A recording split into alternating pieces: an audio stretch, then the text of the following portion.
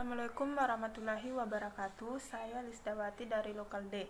Di sini saya akan membahas tentang wudhu. Pertama-tama, wudhu adalah salah satu cara untuk mensucikan anggota tubuh dengan air. Seorang muslim diwajibkan bersuci setiap akan melaksanakan sholat. Berwudhu bisa pula menggunakan debu yang disebut dengan tayamum. Seperti yang saya jelaskan tentang tayamum. Pertama, hukum wudhu. Hukum wudhu yang pertama yaitu wajib. Pelaksanaan wudhu wajib dilakukan oleh umat muslim ketika hendak melakukan ibadah sholat, tawaf di Ka'bah, dan menyentuh Al-Quran. Berwudhu untuk menyentuh Al-Quran menurut pendapat para ulama 4 mazhab adalah wajib, berdasarkan salah satu surah dalam Al-Quran yang berbunyi, "Sesungguhnya Al-Quran ini adalah bacaan yang sangat mulia pada kitab yang berpelihara Lauhul Mahfuz.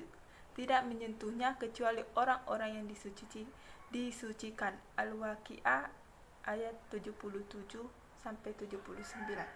Sementara itu, ada ayat lainnya yang mewajibkan seorang muslim untuk berwudu sebelum hendak melakukan sholat.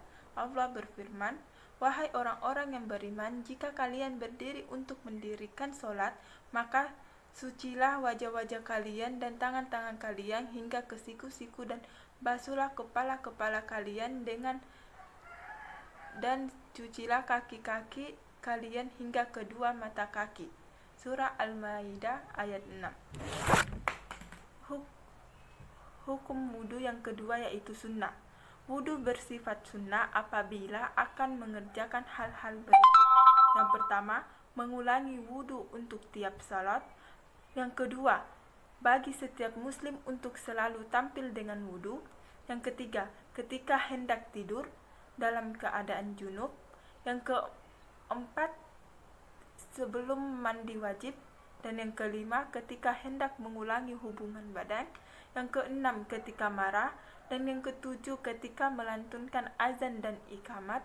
Yang kedelapan, ziarah ke makam Nabi Muhammad. Yang kesembilan, menyentuh kitab syar'i. Dan yang berikutnya yaitu syarat wudhu. Adapun syarat-syarat untuk berwudhu antara lain, yang pertama, beragama Islam. Yang kedua, tidak berhadas besar. Dan yang ketiga, niat. Ada perbedaan pendapat antara air yang digunakan harus tohur, suci dan mensucikan. Maka tidak sah berwudhu dengan air yang najis tamyiz, yakni sudah dapat membedakan antara yang baik dan yang buruk, menghilangkan hal-hal yang bisa menghalangi sampainya air ke kulit. Jika seseorang selesai dari buang hajat, maka dia harus bersuci dahulu sebelum berwudhu. Selanjutnya, rukun wudhu. Rukun berwudhu terdiri dari 6 perihal yang utama, yaitu pertama, niat. Adapun bacaan niat wudhu adalah sebagai berikut: nawaitul wudhu alirafil hadatsil asghari fardhon lillahi ta'ala.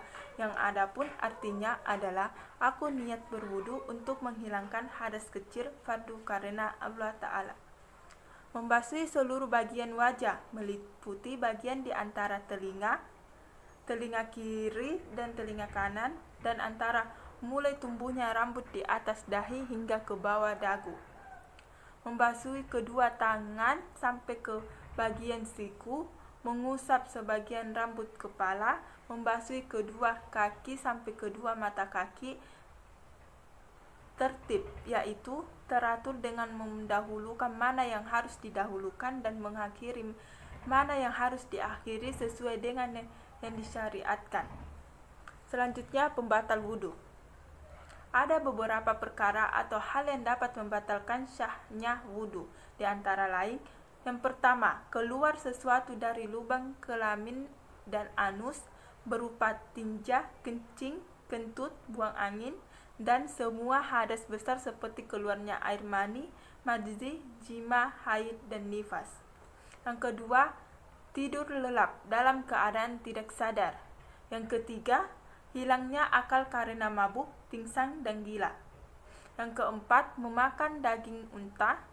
Yang kelima, menyentuh kawasan sekitar kemaluan atau anus dengan telapak tangan atau jari-jari tanpa ada penghalang.